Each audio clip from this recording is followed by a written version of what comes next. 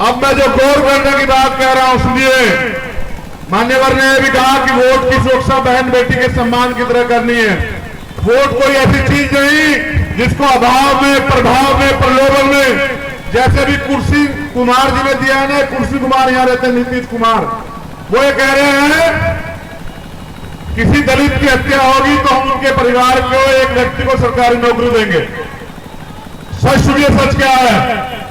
5 साल में लाखों की संख्या में हत्याएं हुए हैं, दलितों की रेप हुए हैं, बलात्कार हुए हैं, नरसंहार हुए हैं, न्याय भी नहीं मिला किसी को। नौकरी तो क्या मिलेगी?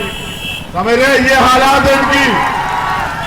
दूसरी बात, बाबा साहब के संविधान में हमारे लिए सारी व्यवस्था है। हमें किसी के आगे गिड़गिड़ाने की जरूरत नहीं है कि हमें नौकरी दे दो। बाबा साहब का संविधान बराबर के अधिकार देता है, तो हमें नौकरी का अधिकार भी बाबा साहब का संविधान देता है।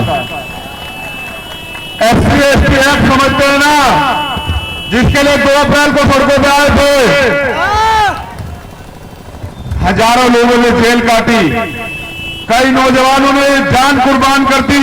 वो SC ST एक्ट में प्रावधान है, गौर से सुन लेना मेरी बात को। उस SC ST एक्ट में प्रावधान है, अगर किसी दलित की हत्या होगी तो उसके परिवार के एक व्यक्ति को रोजगार के लिए, उनकी जीवन को चलाने के लिए सरकारी नौकरी दी जाएगी। 18,000 रुपए ज्यादा का भत्ता दिया जाएगा।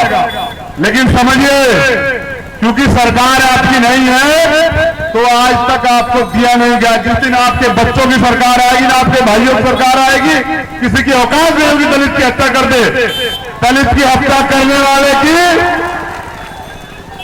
नीतीश साहब कह रहे हैं कि दलित की हत्या की जाएगी, नौकरी देंगे। हमने कहा कि जो दलित की हत्या करेगा उसकी चमड़ी उतार लेंगे हम। सरकार अच्छी तरह सुनना हमारी बात। दलित यहां ढोल जानवर नहीं है। जब से बाबा साहब का संविधान आया है, बराबर के अधिकार है हमें, समझ रहे हैं।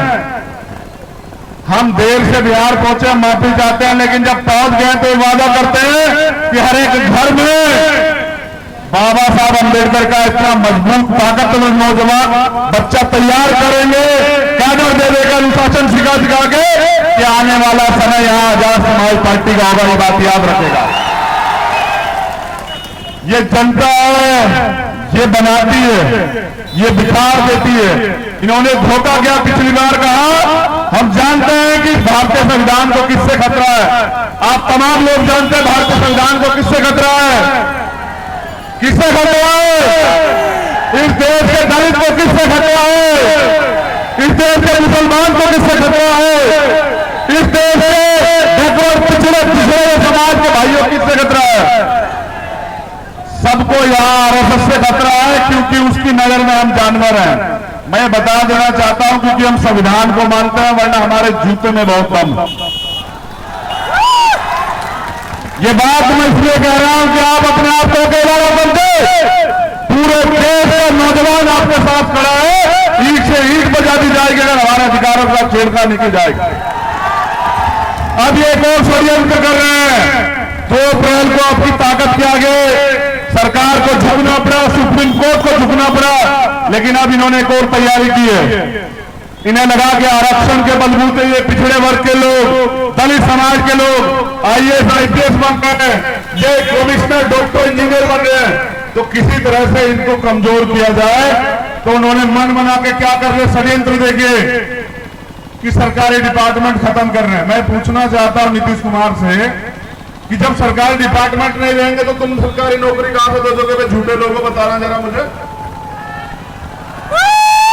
असल में ये हमें ठगना चाहते हैं, हर बार की तरह झांसा देके। इस बार इनके प्रलोभन में दलित समाज का व्यक्ति नहीं आने वाला। दलित समाज का व्यक्ति इनसे ज्यादा समझदार है, समझ रहे? तो